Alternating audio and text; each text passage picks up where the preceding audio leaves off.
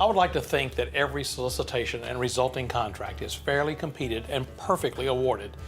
But what remedy is available to a supplier if they think that process failed? I'm Jeff Gossage, purchasing agent, and I am fortunate to have a highly educated and qualified staff of professionals who oversee the city's procurement assignments. The integrity of the city's procurement and contracting effort requires a balanced review. To help ensure an open and competitive procurement environment, an administrative process for protests and appeals has been made available to any offerer of a bid or proposal who feels aggrieved. Every supplier believes in their product and their offer. That doesn't mean that they get to protest just because they didn't win. But they may protest if they can support why the process was unfair or an award was made incorrectly. Most solicitations include a question and answer period when suppliers may question and challenge specifications, requirements, or the process itself.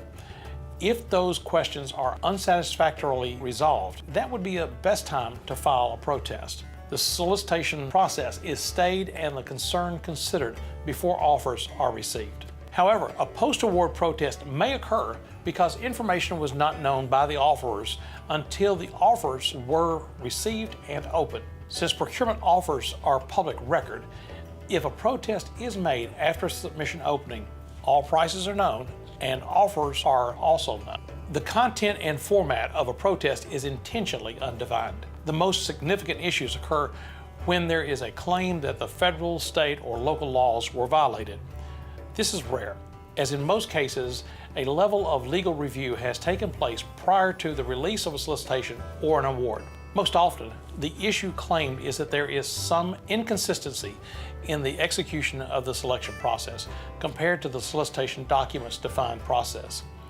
This may create a real or perceived suspicion of unfair treatment by the offerers.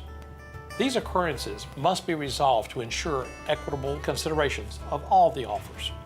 Invitations to bid, ITBs, are specification-based and awarded to the lowest cost bid by responsive and responsible bidders, modified only by the amount of small business, SBE, or service-disabled veteran-owned, SDV, business participation.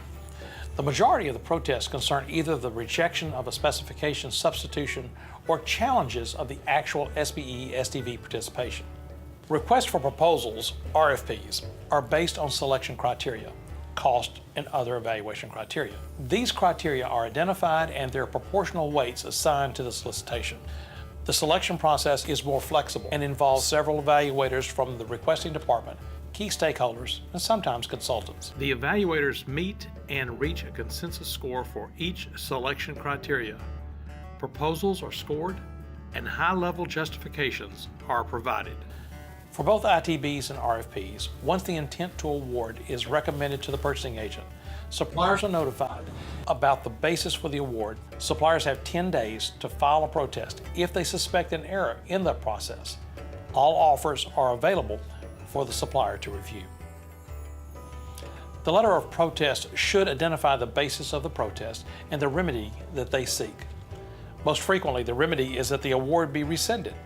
They may request additional review of the award, but in other cases, they request that the award be made to them. An administrative hearing is generally scheduled, and all final offerers are made aware of that administrative hearing. The meeting format is informal, but it is structured. The firm filing the protest has the floor to make their case known. The awardee is afforded the opportunity to rebut or make a counter case. The purchasing agent may direct questions to either party, the department personnel, evaluation committee, or procurement staff. The purpose is to identify any errors, unfair treatment, or other issues that might invalidate the award. The determination of the protest is, by the Metropolitan Code of Law, assigned to the purchasing agent. That determination is discussed with the Department of Law and communicated in writing, a PDF letter attached to an email sent to all protest hearing attendees. During fiscal year 2016, Metro had 6 protests filed. Of those protests, only 1 was appealed and none of those were overturned. No matter how objective the purchasing agent is or how sound the legal advice is, even that determination is subject to appeal. So if the protesting firm feels that the purchasing agent's determination was flawed, they may file an appeal within 7 days. An appeal would be heard by a mayoral appointed Procurement Appeals Board. It's comprised of the Finance Director and 4 other department directors, supported by a Metro attorney. The purchasing agent presents the information uncovered in the protest hearing that served as the basis for that determination. The appellant presents the justification for why they claim the purchasing agent either erred in making that determination or overstepped their authority, violated the terms and conditions of the solicitation document, or violated federal, state, or local laws. A written determination is issued by the board. Their span of options to remedy the appeal is wide and ranges from upholding the purchasing agent's determination to overriding the award. With their administrative rights exhausted, if the board's determination still fails to satisfy the concerns of the appellant, they may pursue the claims in the court system.